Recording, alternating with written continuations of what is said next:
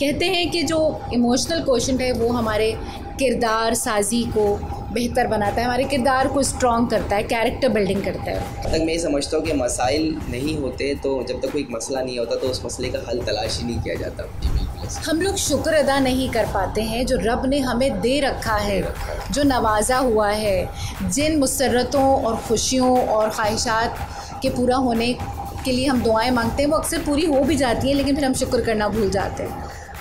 लोगों तक आगाही पहुंचाए कि भाई बुनियादी जो हक है वो अगर नहीं दी जाएगी तो उसकी वजह से मेरा नुकसान नहीं है।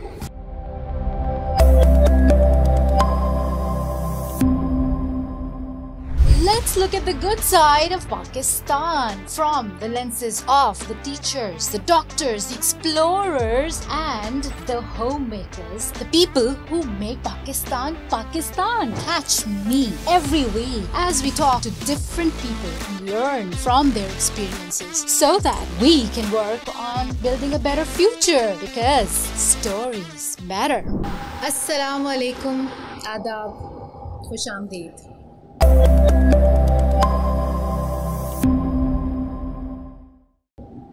आज जनाब मेरे साथ जो मेहमान मौजूद हैं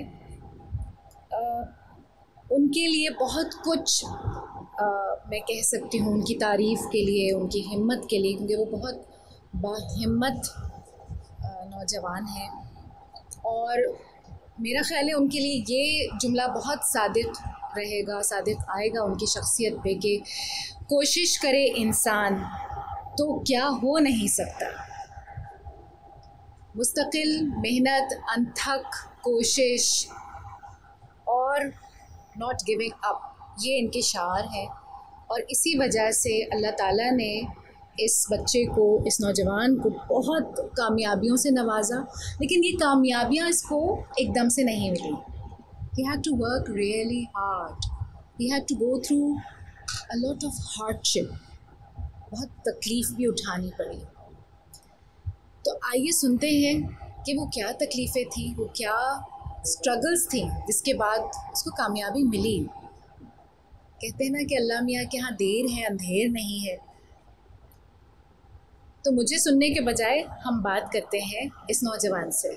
अस्सलामु अलैकुम। वालेकुम अस्सलाम। कैसे हैं शाहिद? अल्हम्दुलिल्लाह। पहले तो बहुत बहुत शुक्रिया, आपने वक्त निकाला और मेरे साथ यहाँ मौजूद हैं आज और मैं उम्मीद करती हूँ कि आपकी बातें सुनकर और भी बहुत से नौजवानों को हिम्मत मिलेगी, उम्मीद मिलेगी इंशाल्लाह।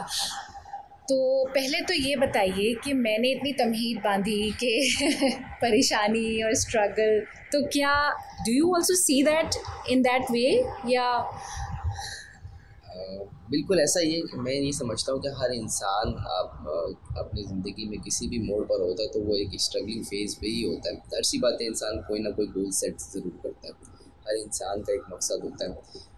दुख, परेशानी, आजमाइशें और मुश्किलात हर इंसान के हिसाब से अल्लाह ताला उसे नवाजता है, कौन कितना बर्दाश्त कर सकता है। तो किसी के लिए किसी का दुख बड़ा होता है, किसी के लिए किसी का दुख छोटा होता है। हर इंसान का दुख अपने अपने मुख्तलिफ दाबिये से देखा जा सकता है। बिल्कुल, बाकी जो फेस किया है वो आपने मुख्तसरन तारुफ में बता ही दिया है कि बहुत कम वक्त में बहुत मुश्किलातों का सामना करके आज आपके सामने यहाँ बैठा हूँ और बेशक आपने इसीलिए बुलाया है ताकि लोगों को मेरी कहानी से जो है, मेरी बातों से लोगों को मोटिवेट हो सके, लोग मोटिवेशन मिल सकें। देखिए, मेरा मकसद सिर्फ ये नहीं था कि आपकी जो भी स्ट्रगल है उसको मैं हाईलाइट करूं। पिछले दिनों डिस्कशन हो रही थी मेरी अपने हस्बैंड के साथ, तो उन्होंने कहा कि बच्चे भी बैठे हुए थे तो हम ऐसी बात करते हैं कि कुछ मीनिंगफुल डिस्कशन हो जाए। तो ज़ेरे मौजू बात थी कि शुक्र अदा करना। आजकल आखिरी सिपारे भी चल रहे हैं तरावी के और उसमें सूरह रहमान आई तो फ़ब अय्यि आला रब्बिकुमा तुकज़्ज़िबान का ज़िक्र आया कि तुम अपने रब की कौन कौन सी नेमतों को झुटलाओगे। तो शुक्र पे बात होती रही कि शुक्र का मतलब क्या है, क़द्र का मतलब क्या है। और फिर डॉक्टर साहब ने मुझे समझाया कि देखो, शुक्र का ऑपोजिट है कुफ्र। ये बहुत बड़ी बात है। जी बिल्कुल ऐसा। हम लोग शुक्र अदा नहीं कर पाते हैं जो रब ने हमें दे रखा है, जो नवाजा हुआ है, जिन मुसर्रतों और खुशियों और ख्वाहिशात के पूरा होने के लिए हम दुआएं मांगते हैं, वो अक्सर पूरी हो भी जाती हैं, लेकिन फिर हम शुक्र करना भूल जाते हैं। मैंने एक दफ़ा पहले भी सर सलमान आसिफ सिद्दीकी की वेबिनार का जिक्र किया था कि हम किन किन चीज़ों पे पिछले 24 घंटे में शुक्र अदा कर चुके हैं। तो मैं इसलिए भी आपसे बात करना चाह रही हूँ कि माशाल्लाह आपको मैंने हमेशा शुक्र करते हुए देखा है।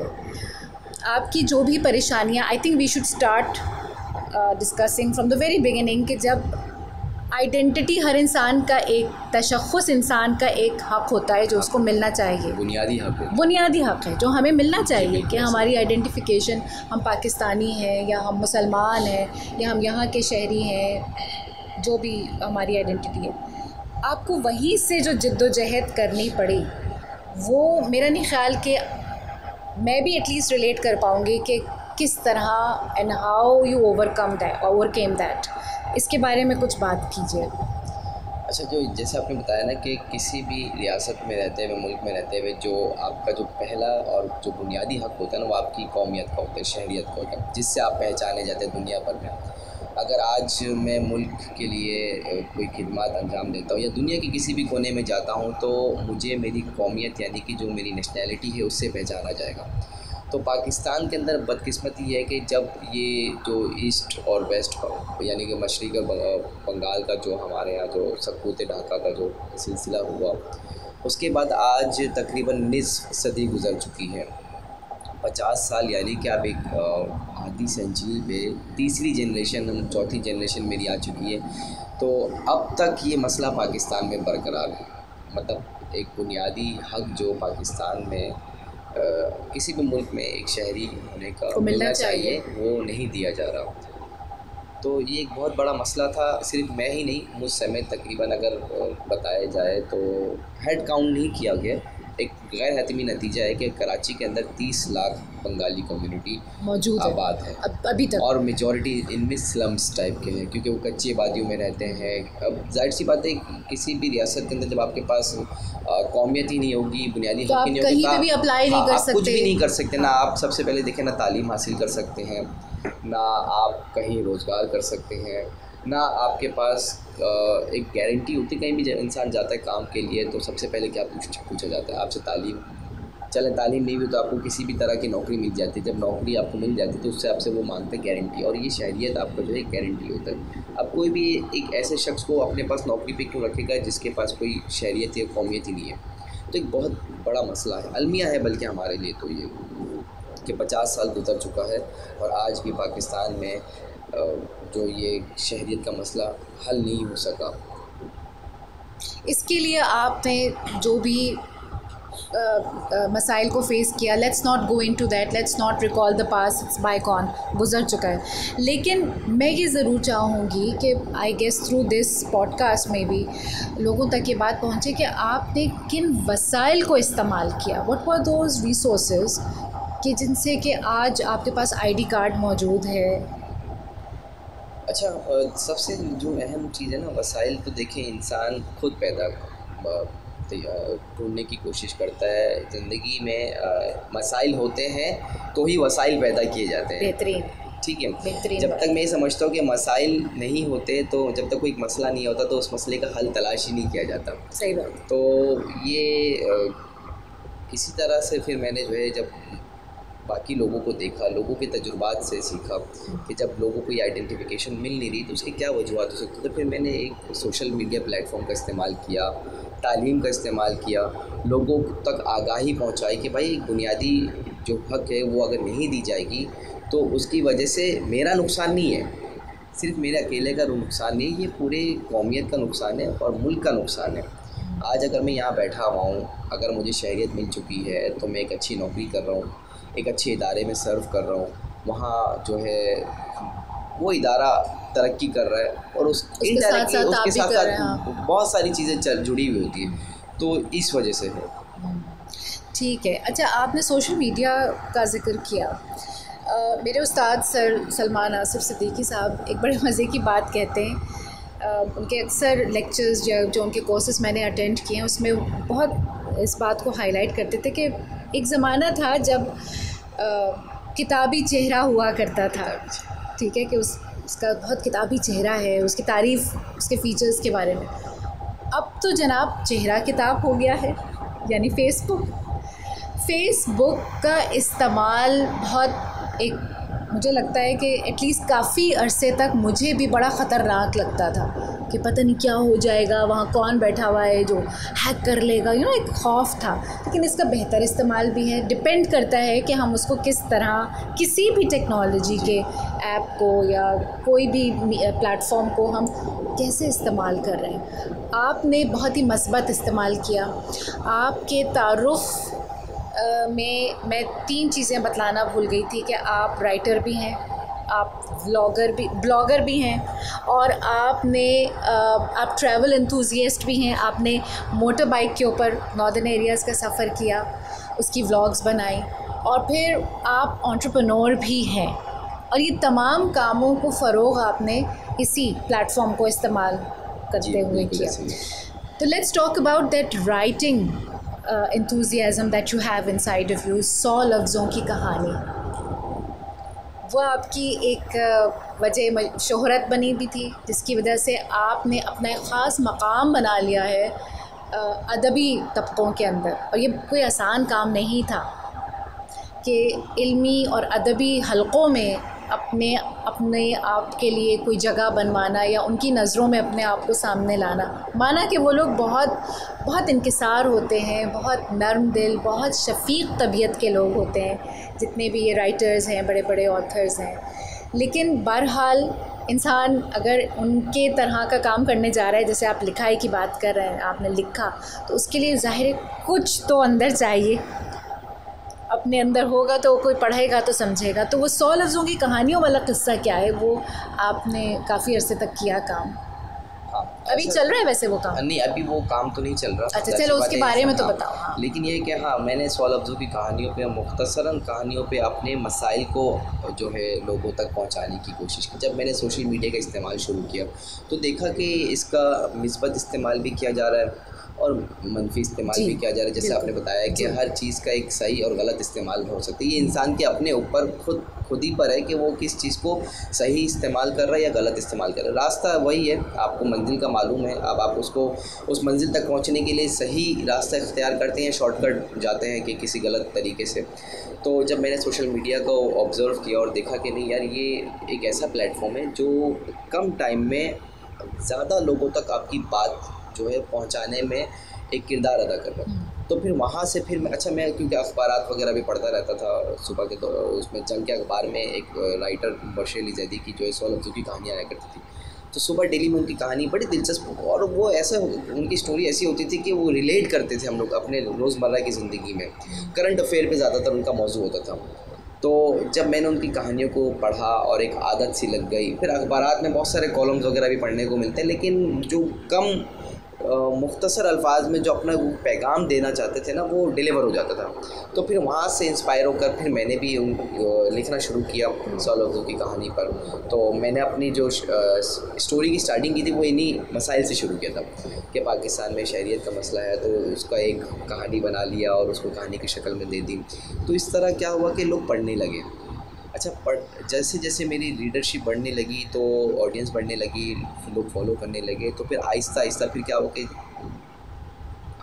अदबी लोगों में भी उठना बैठना हो गया। जब उन तक ये स्टोरीज़ पहुंची तो उन्होंने हौसला अफजाई की और कहा कि आप अच्छा लिखते हो, लिखते रहा करें। तो यहाँ से एक सिलसिला शुरू हुआ, जो लिखने की वजह से जो अदबी सिलसिला जुड़ा है, और फिर उन लोगों के जब साए तले ज़ेर असर रहा मैं, तो फिर उनका भी असर हुआ और साथ साथ किताबों का भी शगुफ़ जो है बढ़ता रहा और साथ साथ किताबें भी पढ़ना शुरू की।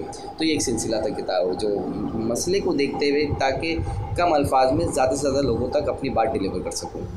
अच्छा शाहिद, मुझे याद है कि जब आप ये लिखने लिखाने का काम कर रहे थे तो अक्सर इसमें लोगों से मदद भी लिया करते थे कि इसको मुझे बताइए।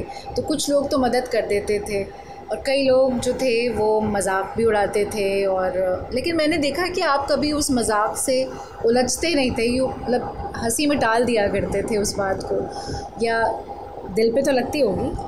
देखिए अब जाहिर सी बात है, क्योंकि सॉरी मैं माफ़ी चाहती हूँ, बात काट रही हूँ, मगर ये कि मैं सिर्फ ये समझना चाह रही हूँ कि देखिए जब भी हम कोई काम करते हैं तो 10 लोग अगर उसको अच्छा कह रहे हैं तो 20 लोग ऐसे होंगे जो कि उसको बुरा भी कहेंगे, हिम्मत भी तोड़ेंगे, मजाक भी उड़ाते हैं, और फिर आप ज़ाहिर डिस्करेज महसूस करते हैं, डीमोटिवेट महसूस करते हैं होता हुआ।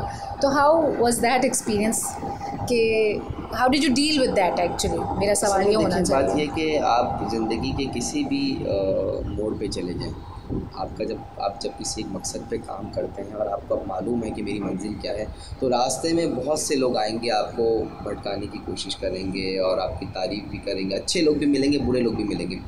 तो कोशिश यही करनी चाहिए कि आप बुरे लोगों को, बुरी आदत यानी जो आपको रास्ते में रुकावट बनते हैं उनको अवॉइड करें, उनको जवाब ना दें, रिप्लाई ना करें और अपने गोल पर फोकस करें और अच्छे लोगों की सोबत में रहें, उनसे सीखें। जैसे मैं जिस इदारे में जॉब करता हूँ उसके जो डायरेक्टर साहब है डॉक्टर इरफान हैदर, उनकी सोबत में रह के मैंने बहुत कुछ सीखा अपनी ज़िंदगी में। और सच कहूँ तो वहीं से ही मेरे करियर का आगाज़ हुआ है। उन्होंने ही मेरी बहुत हौसला अफजाई की है।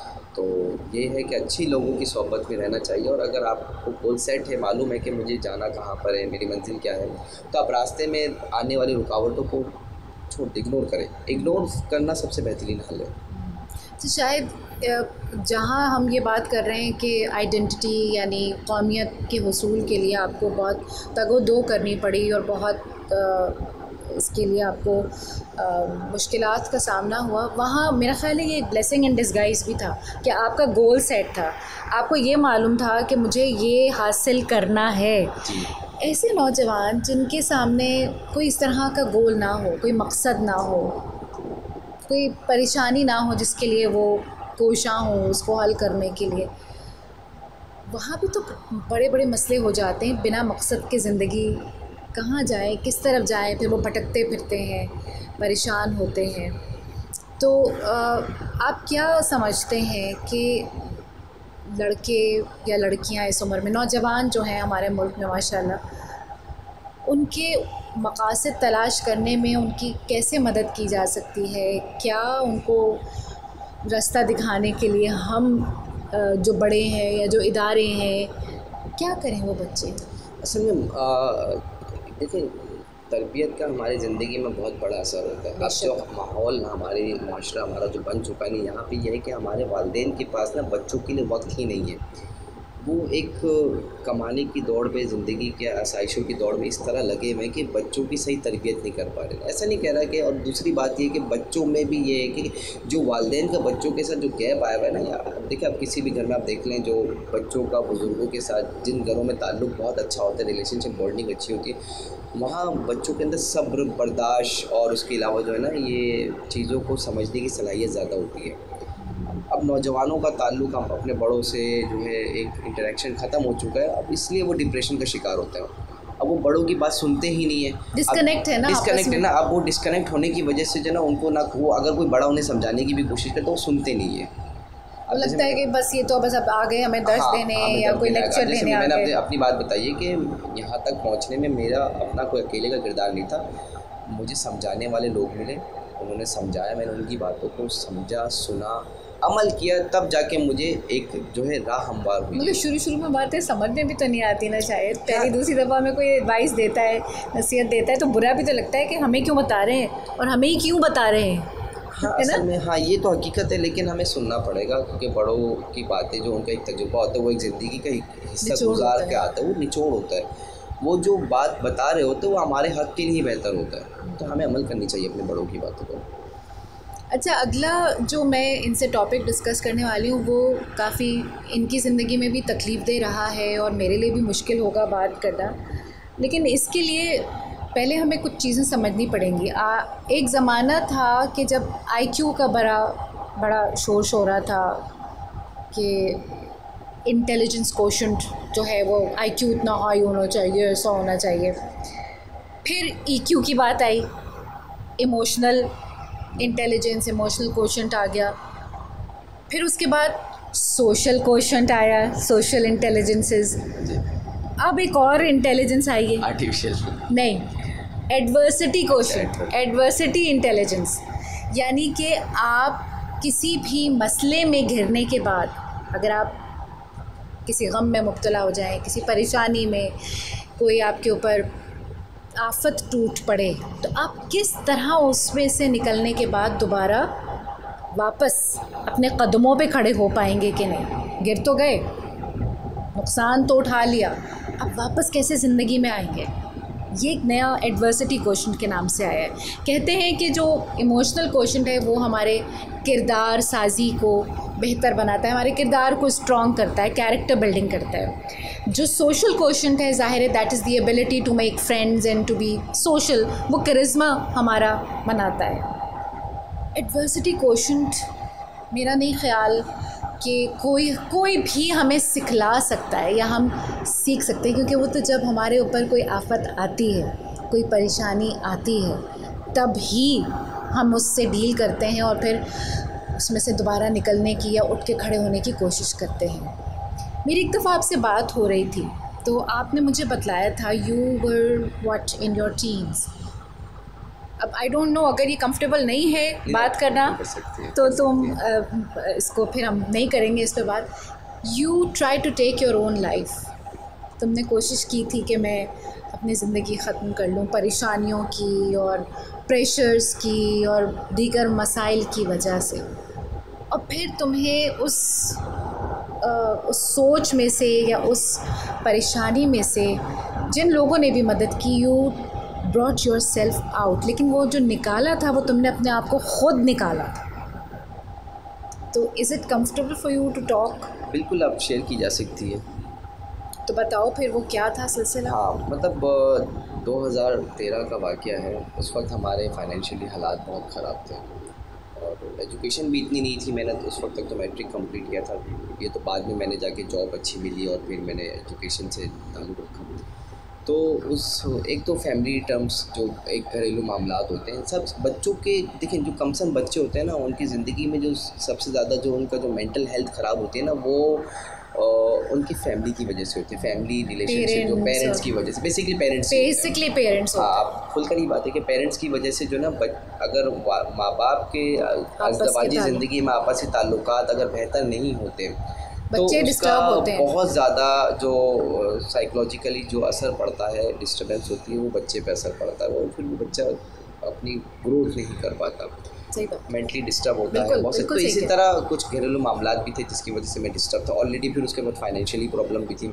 तो अब वो इस माहौल के अंदर जो है ना, समझाने वाला कोई नहीं था, क्यों ऑलरेडी जब बड़े ही इस क्राइसिस से गुजर रहे हैं और वो चीज़ें नहीं समझ रहे, उन्हें समझाने वाला कोई नहीं है या वो समझने की कोशिश नहीं कर रहे, तो उसका असर डायरेक्टली बच्चे पे पड़ता। तो मैं उस दौर से गुजरा हूँ, तब समझ नहीं आ रहा था कि मैं क्या करूँ। कि मतलब एक तरफ फाइनेंशियली इतने प्रॉब्लम्स, दूसरी तरफ घरेलू मसाइल, जाऊँ तो कहाँ जाऊँ। तो ये इंसान के ऊपर आ जाता है कि बर्दाश्त का पैमाना हर इंसान का अलग अलग मुख्तलिफ होता। तो मैंने अटैम्प्ट करने की कोशिश की थी सुसाइड की, लेकिन अल्लाह ताला ने ज़िंदगी रखी। उसके बाद फिर जहाँ मैं जॉब करता हूँ वहाँ एक डॉक्टर फानदर साहब हैं, उन्होंने फिर मेरी काउंसलिंग की। ज़िंदगी के अंदर काउंसलिंग बहुत ज़रूरी है। आपको अपनी ज़िंदगी में किसी न किसी इंसान को अपना मुरब्बी बनाना पड़ता है, जो आपको हील करते हैं। ये ज़रूरी है, चाहे वो पेरेंट्स हो, चाहे वो अच्छा दोस्त हो, चाहे वो एक अच्छा उस्ताद हो, लेकिन आपको अपनी ज़िंदगी में किसी न किसी एक को अपना मुरब्बी बनाना पड़ता है, जो आपको हील करता हो, आपको मुसीबत में आपको जो है सही रास्ता दिखाता हो, सही जो है बात बताता हो। तो ये एक सिलसिला रहा मेरी ज़िंदगी में जो मैंने अटेम्प्ट करने की कोशिश की थी। तो अल्लाह ताला उनको भी जज़ाए खैर दे जिन्होंने मेरी हौसला अफजाई की और मुझे इस परेशानी से निकाला। और इमोशनली, बेसिकली असल तो मैं इमोशनली डिस्टर्ब था, तो उन्होंने मेरी इस चीज़ को जो है फ़िल आउट किया। गालिब कहते हैं कि हर बात पे माँ ज़बां कटती है, वो कहें और सुना करे कोई, न सुनो गर बुरा कहे कोई, न कहो गर बुरा करे कोई, रोक लो गर गलत चले कोई, बख्श दो गर ख़ता करे कोई। है गालिब ने बड़े ही मोहब्बत भरे अंदाज में ज़िंदगी का फ़लसफ़ा हमें समझाया है। यही बात एरिस्टोटल ने भी कही, anybody can become angry, it is easy because ये एक नेचुरल कैफियत है. Getting angry with the right person for the right reason at the right time in the right moment, ये एक बहुत बड़ा चैलेंज होता है. नौजवानों में गुस्सा होता है, ठीक है, बहुत सारी चीज़ें हैं जो नौजवान करना चाहते हैं नहीं कर पाते. जैसा कि शाहिद ने कहा, इमोशनली भी अपसेट होते हैं, घरेलू नाचाकियों की वजह से, फाइनेंशियल क्राइसिस की वजह से, दसियों इश्यूज़ हो सकते हैं. We agree to that. लेकिन नाउम्मीदी बहरहाल कुफ्र है.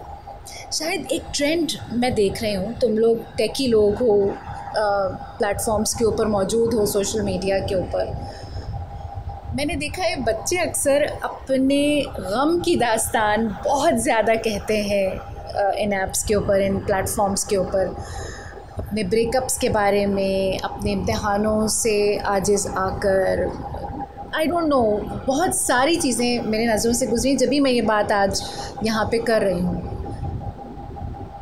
हमें तो ये समझाया गया था भाई, हमारी जनरेशन जो थी ना, एक ख़ास तरीके से उसकी डेवलपमेंट हुई थी और पेरेंटिंग हुई थी. हमें कहा गया था कि अपनी कमज़ोरी का ज़िक्र लोगों के सामने नहीं करना चाहिए, सिर्फ़ रब के सामने अपनी बात रखनी चाहिए, क्योंकि रब जो है वही हमारा पालनहार है, वही हमारा सुनने वाला है और हमें उसी को सुनाना चाहिए. अब आजकल ये जो मुख्तलिफ़ सोशल मीडिया प्लेटफॉर्म्स हैं, इनकी वजह से हम अपने दिल का हाल लोगों तक पहुंचा रहे हैं. आज मेरी ये कैफ़ियत थी, फ़लाँ दिन मुझे ये हो गया था, और फिर किसी की भी कोई परेशानी जो है बड़े आराम से वायरल हो जाती है. हर चीज़ इधर गई उस प्लेटफॉर्म के ऊपर और इधर वो वायरल हो गई. मुझे नहीं पता ये गलत है या सही है कि हम हेल्प लेते हैं लोगों से. बहुत सारे ग्रुप्स हैं जो आजकल इन प्लेटफॉर्म्स के ऊपर लोगों को सपोर्ट देते हैं.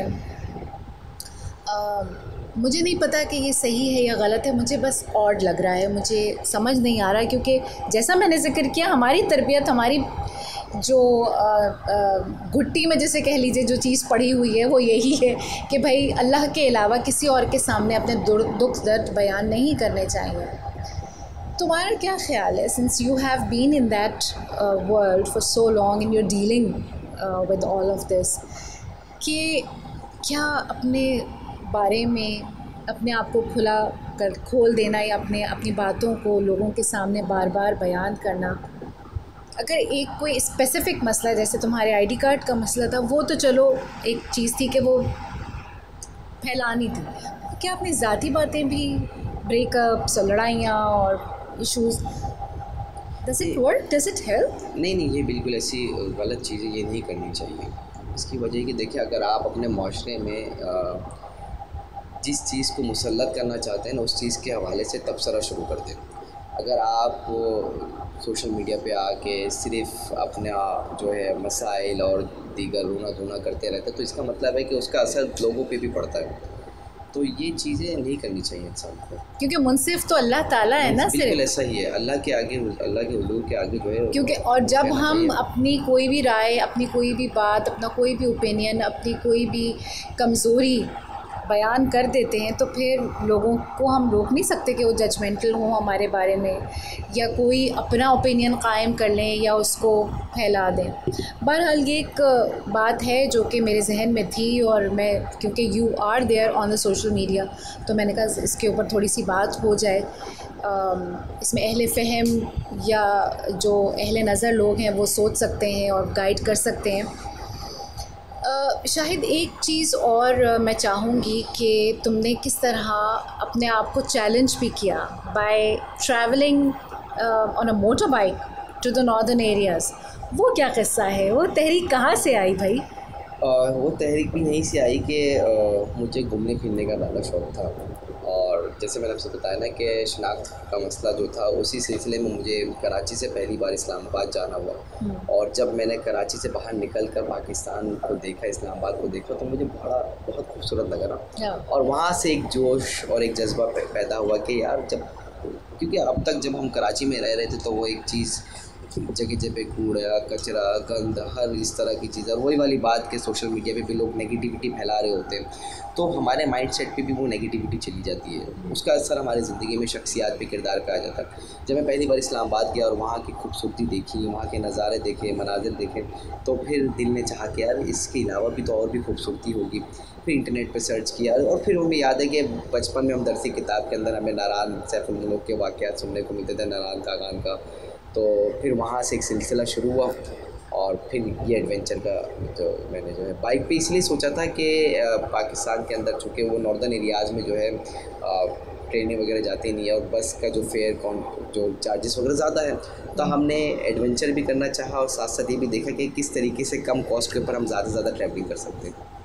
तो ये एडवेंचर। अच्छा, उसमें तुमने मुझे एक दफ़ा बताया था कि ऐसे मौके भी आए जहाँ तुम्हें लगा कि अब मेरे पास रिसोर्सेज नहीं है फाइनेंशियल, या रात को रुकने की जगह नहीं है, और या ठंड हो गई या बाइक ख़राब हो गई, and you received help from somewhere, कहीं ना कहीं से दोस्त या कोई कनेक्शन निकल आया और तुम्हें मदद मिल गई। तो उसका कोई एक आध अगर किस्सा वाक़या याद है तो वो बताओ।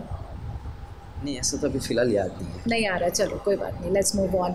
अच्छा, एंटरप्रेन्योरशिप, वो तजुर्बा कैसा रहा? वो बेहतरीन रहा। तो उसके बारे में थोड़ा बैकग्राउंड तो बताओ कि ये कोविड ने मेरे ख्याल है तुम्हें इनेबल किया जी कि तुम ये काम शुरू करो, अपना फ़िश ऑनलाइन सेलिंग। जी, ऐसा ही है। कोविड में तो देखें, जहाँ चारों तरफ पूरी ग्लोबली दुनिया के अंदर जो है फाइनेंशियली क्राइसिस का जो एक वेव आया, तो उसका शिकार मैं भी हुआ। और फिर उस वक्त समझ नहीं आ रहा था कि पेंडेमिक में घर बैठे मैं क्या काम कर सकता हूँ। तो उस वक्त मैंने फिर अपनी असेसमेंट की कि मैं किस चीज़ में बेहतर हूँ, मेरी एक्सपर्टीज़ किस चीज़ में है। तो फिर चूँकि मैं बिलोंग करता हूँ अपने बंगाली कम्युनिटी से, फिर मछली का भी रुझान हमारे यहाँ बहुत ज़्यादा है, तो मैंने कहा यार ये काम जो है। और फिर मैंने मसाइल भी देखे। असल में देखें, माशरती मसाइल का जब आप एक हल निकालते हैं ना, तो वो आपके लिए एक रिसोर्स बन जाता है। बेशक। तो फिर मैंने देखा कि यार लोगों को मछली के मुतालिक फेसबुक पे किसी ने एक पोस्ट लगाई थी कि इस मछली के बारे में बता दे, तो लोग जो है ना कमेंट्स पे जाके उसका गलत नाम ले रहे थे, ये फ़ला मछली, क्या मछली है। तो मैंने वहाँ कमेंट कर दिया कि यार ये आप लोगों को किसी को भी नहीं पता ये मछली यही है। तो वहाँ पे एक शख्स ने सजेस्ट किया यार तुम्हें इतनी मालूमात है तो तुम ही कर लो मछली का काम। वहाँ से एक आइडिया जनरेट हुआ, और फिर मैंने इसका कहा यार आइडिया तो पूरा नहीं है, जब लोगों को नहीं पता, लोगों के लिए आसानी पैदा की जाए और एक ऐसा सिस्टम बना दी जाए सप्लाई चेन का कि लोग घरों से, क्योंकि पेंडेमिक भी था, बाहर भी नहीं जा पा रहे थे, और उस वक्त डॉक्टर्स भी ज़्यादा रिकमेंड कर रहे थे कि ऐसी ग़िज़ा ली जाए जो आपके इम्यूनिटी सिस्टम को बूस्ट करे। तो फिर वहाँ से एक आइडिया आया और फिर मैंने स्टार्ट किया, और माशाल्लाह अल्लाह ताला ने क्लिक करिए वो आइडिया माशरे के अंदर, तो अल्लाह ने उसमें बरकत दी है। माशाल्लाह से, अल्लाह तुम्हारे इस काम में बहुत बरकत दे और आगे लेके जाए। वैसे मेरे जैसे लोगों के लिए तो ये ऑनलाइन वाला काम बहुत अच्छा है, बिकॉज़ मुझे बाज़ार जाने से बहुत इख्तिलाज होता है, मैं बाज़ार जाने की शौकीन नहीं हूँ। तो मुझे तो ऑनलाइन कोई चीज़ मिल जाए मैं उसको ज़रूर अप्रोच करती हूँ और मंगा लेती हूँ। अच्छा, last but not least Shahid, let's talk about your passion for teaching. You have been a teacher है, तुमने पढ़ाया है, और कई बच्चों के दिलों में तुमने घर बनाया, वो बच्चे तुम्हें आज तक याद करते हैं कि किस तरह से तुमने मेहनत से और जज्बे के साथ और खुलूस के साथ उनको पढ़ाया। How was that experience for you? हाँ, बच्चों के साथ जो टीचिंग का जो शोबा है, जो तदरीसी जो सिलसिला है, वो बहुत बेहतरीन रहा है। और हर लम्हे मतलब एक उस्ताद बच्चों को सिर्फ सिखाता ही नहीं बल्कि बच्चों से सीखता भी है। मुख्तलिफ़ ज़हन के नफ्सियात के बच्चे होते हैं। एक क्लास में 15 बच्चे, और 15 बच्चों के जहन को पढ़ना, उनको समझना, उनके साथ इंटरेक्शन करना आसान नहीं होता। तो तरबियत का एक सिलसिला जो हमारे वालिदैन ने हमें दी, और फिर हमने अपने उस्तादों से सीखा, और वही बच्चों के साथ एक्सपीरियंस हुए। अब बचपन में जब हमें टीचर्स डांटते थे, गुस्सा करते थे, तो हमें याद आता है कि हम पूरा समझते थे कि यार टीचर डांट दिया, ये कर दिया। लेकिन जब हमारा खुद बच्चों के साथ पाला पड़ा एज अ टीचर, तो एहसास हुआ कि हम इस मकाम पे थे, गुस्सा आता था तो टीचर्स हमें रिएक्ट नहीं करते थे, समझाते तो हमारे बेहतरी के लिए करते। सुभान अल्लाह। तो ये चीज़ें इंसान तजुर्बे के बाद आहिस्ता आहिस्ता ही सीखता है ज़िंदगी में, तो बेहतरीन था माशाल्लाह। बेहतरीन बात। Now let's talk about arts council and जो अदबी तुम्हारा माशाल्लाह हल्के में एक मकाम तुमने बनाया, बहुत मेहनत से बनाया, इतने बड़े बड़े नामों के साथ तुम अपने आप को एक फ्रेम में नज़र आ जाते हो। शहाना जावेद है, अहमद शाह है, और कौन है मालूम नहीं मुझे इस वक्त नाम, मुबशिर ज़ैदी है, और सहाफ़ी हैं बहुत सारे, और उनके फोरम्स पे भी तुम इतने आराम से बेतकल्लुफ़ी के साथ चले जाते हो। हमें थोड़ा सा सोच के होता है कि हम कैसे जाएं। What would you say to the young youth of Pakistan कि इस हल्के में जाने के क्या फ़ायदे हैं? क्यों इन लोगों से ये जो अदबी हल्का है हमारा, मैं एक्टर्स की बात नहीं कर रही हूँ, मैं लिखने पढ़ने वाले लोगों की, लिटरेचर वाले लोगों, लिटरेचर से अदब की दुनिया से ताल्लुक़ रखने वाले लोगों की बात कर रही हूँ कि क्या फ़ायदा है कि यूथ क्यों इन लोगों से मिले जाकर, और क्या हासिल होता है इन लोगों से कनेक्ट करने से, बात करने से?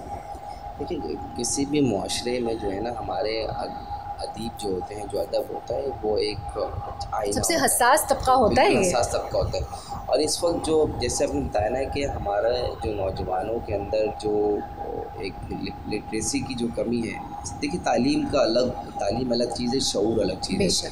तो ये जो नौजवानों ने जो किताबों से दूरी इख्तियार की हुई, किताबें नहीं पढ़ते, सिर्फ सोशल मीडिया पे टाइम स्पेंड करते हैं, तो इसका जो है बहुत बड़ा नुकसान है। ये जो हमारे अदीब हजरात होते हैं, ये हमारे लिए बहुत अहम होते हैं, हमें पढ़ना चाहिए, इनसे मिलना चाहिए और इनकी कदर करनी चाहिए।